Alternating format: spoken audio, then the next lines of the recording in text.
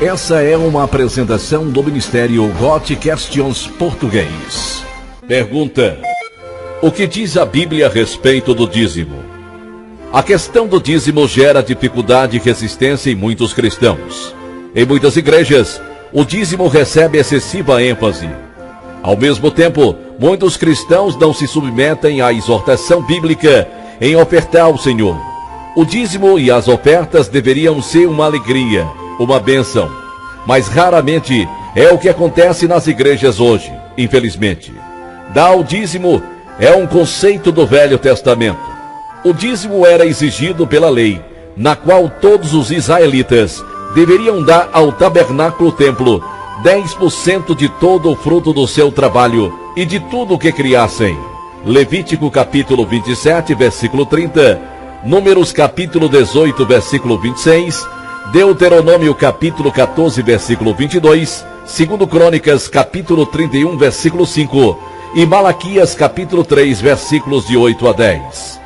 Alguns entendem o dízimo do Velho Testamento como o método de taxação destinado a prover pelas necessidades dos sacerdotes e levitas do sistema sacrificial.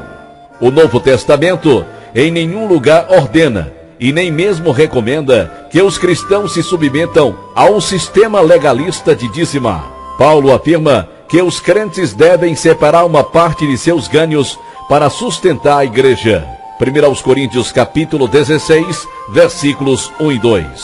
O Novo Testamento, em lugar algum, determina certa porcentagem de ganhos que deve ser separada, mas apenas diz conforme a sua prosperidade. 1 Coríntios capítulo 16, versículo 2. A igreja cristã basicamente tomou esta proporção, 10% do dízimo do Velho Testamento, e a incorporou como mínimo recomendado para o ofertar cristão.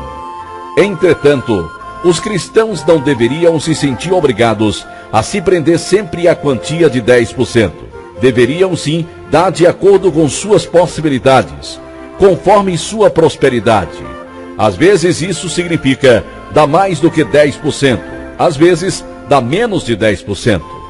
Tudo depende das possibilidades do cristão e das necessidades da igreja. Cada cristão deve cuidadosamente orar e buscar a sabedoria vinda de Deus no tocante à sua participação com o dízimo e ou a quanto deve dar. Tiago capítulo 1, versículo 5. Cada um contribua segundo propôs no seu coração, não com tristeza ou por necessidade, porque Deus ama ao que dar com alegria. 2 Coríntios capítulo 9, versículo